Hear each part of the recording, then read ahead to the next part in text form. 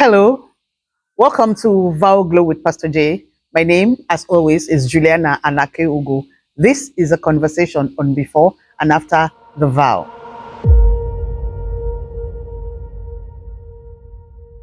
Today, we're talking about building companionship. Companionship is something we do intentionally. You see, the marriage institution was given to man for two people coming together, looking after each other throughout their time on earth for accountability. It's like saying the world is like a sea, it's like the sea. It's wide, it's huge, very many people. So we do not get lost on earth. God intends for one man to look after one woman throughout their time on earth. One woman looking after one man throughout their time on earth. It is meant for us to be accountable to each other, look out for each other, walk in the interest of each other, watch each other's back on God's behalf. But the reason why people tend to be having issues is because they come into this union with ulterior motives. They come into the marital relationship with ideas in their head.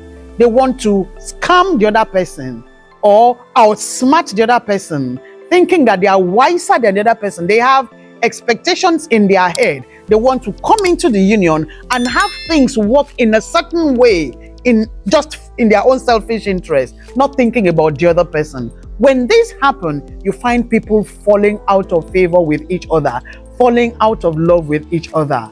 But the original idea is that one man, one woman, they come together and they work in the interest of each other, watching each other's back, looking out for each other, growing together, doing things in the way that would be in the benefit of the other person. When the other person knows that whatever you do, it is in their interest, it is to watch their back, it is to look after them, they will give you their all. Never go into this kind of relationship thinking that you will outsmart the person, do what you want, and do it the way you want it, having your own plans. When you do that, you find out that you are never smarter than the other person, because the things we do thinking that the other person does not know, at the end of the day, the person knows. So when you're doing things in a selfish manner, you may think that you have gotten away with it, but your spouse is aware. And over the years, in the process of time, you find the person, resentment begins to set in, and you find that couple is drifting apart. The partners are drifting apart. The people are drifting apart. They no longer want to be in the same space with each other. That's because over the years, things have gone down that have hurt the other person, and the partners have hurt each other one way or the other in such a way that they do not want to be in each other's space anymore. So what should we do? 1, build friendship intentionally. I have heard people say marry your best friend, but I think the best thing to do is make your spouse your best friend.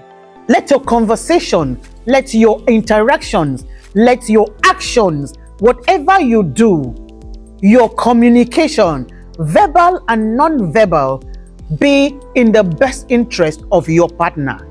Whatever you do it in such a way that it will be to the benefit of your spouse. Always take the other person into consideration. When you do that, you will be drawing yourself closer to that person, and you find that the person's heart will open to you. I'm talking about both partners, both parties, the man and the woman who have chosen to come together in matrimony should intentionally build friendship with each other. Decide from the beginning, from the word go, that this is how my marriage is going to be. It will be a union where two people are going to be each other's partner for life. We are going to be each other's ride or die. And so whatever we do, it will be in the best interest of each other. So we are watching each other's back. As we go through the hurdles of life, the difficulties of life every day, we will ensure that at the end of the day, the other person's interest is protected. When you do that, over time you find out that the two of you have become inseparable. the two of you have become each other's best friend. The two of you have become close, so close that you would not want to hurt the other person. That is how to build companionship. Next, never come into a marital relationship with an ulterior motive. Never come into this union thinking that you're smarter than this person, and so you're going to come out outsmart the person and come and dictate to the person how to live his or her life, or how to live your own life, and it's just about you only. Never do that, because when you do that, resentment is bound to set in, and you find that the two of you are drifting apart. In building a companionship, it is a situation where two people intentionally choose each other. That is why when you're taking the marriage vow, it is said that you take this woman, forsaking all others. I do not know if you remember that part in the vows we take. You say you are taking this woman, you are taking this man, forsaking all others. That means you are choosing this person, forsaking every other person of that gender, forsaking them and concentrating all of your energy, all of your attention, all of your goodwill, all of whatever you have in you, good intentions, is all going to be focused on this person. Ensure that you're building each other. Ensure that you're looking out for each other. Never come out with an ulterior motive, with the mindset that you're just going to come and scam this person or outsmart this person and walk away, because you are not that smart. This person will eventually know that the things you do are not in his or her interest. They get to know, they get to see, the signs will be there. The person may not call you out in the beginning, the person may not voice out in the beginning, but by and by, they get to know that what you are doing is not in their interest. And when this happens, it will put a space between the two of you. It will drive a wedge in between the two of you and pull the two of you in opposite direction. So, for all times, never go into a union thinking that you're smarter than the other person. You are not that smart. What does it truly mean to be an irresistible woman? It's about purpose, impact, and transformation. In this powerful guide, Pastor Juliana reveals the keys to securing lasting peace and stepping into your destiny. Get your copy today at www.beulahministry.org. God bless you. Number 3, when you come into a marital relationship, or you get into a relationship with a person with the intention to build it and to work on it, to ensure that it metamorphoses into a marital relationship, go into it with the mind to build. You are building up this individual for God, for yourself, for time, and for God in eternity. Now, remember that the things that we do for God, they have a way of benefiting us.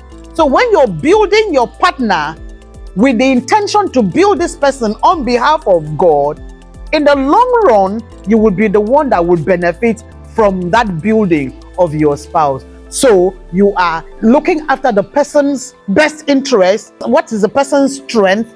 What is the person's weakness? What is the person's ambition career-wise? How can you help this person to improve himself or herself? What can you do to bring out the best version of this person? What can you do to make this person a better version of himself or herself, mentally, physically, psychologically, and spiritually? What can you do to make this person better? How can you love this person to make this person better, to make this person believe in himself, believe in herself, to make this person grow in himself or her self-worth? How do you build self-esteem in this person? How do you reinforce this person's self-esteem? I mean, the person already has his or her self-esteem in place. How do you reinforce it and not tearing the person down or taking away from the person's self-esteem? How do you reinforce the person's self-esteem? Probably you find that the person is a bit lacking in his or her self-esteem. How do you build this person's self-esteem? Now, when you do this and you're molding a person, you cannot mold a person at the end of the day. The person will turn out to hate you, or the person will turn out to resent you. I know that there are rules, there are exceptions in every rule. I know that in every 1,000 people, you could find one person who has built somebody, and after building the person turns out to stab the person in the back. But 99.5% of the time, it goes the positive way. You build the person, and the person rises in awe of you. The person begins to hold you in high esteem. Why? Because the person has seen how profitable it is to have him or her in your life, to have the person in your space. So when you come together in a marital relationship, build this companionship intentionally, walking in the interest of your partner, for God and for yourself. When you do that, then the marriage institution is going to begin to retain its original intention, the way God intended for it to be right from the very beginning. Let us not continue in this way of men thinking that they don't need women anymore, or women thinking they don't need men anymore, and men trying to hold their side. So the men are disconnecting, the women are trying to be strong, the men are trying to disconnect, and there is a disconnect in the middle, instead of people connecting, staying together, and watching each other's back. Companionship is built intentionally by our actions towards each other.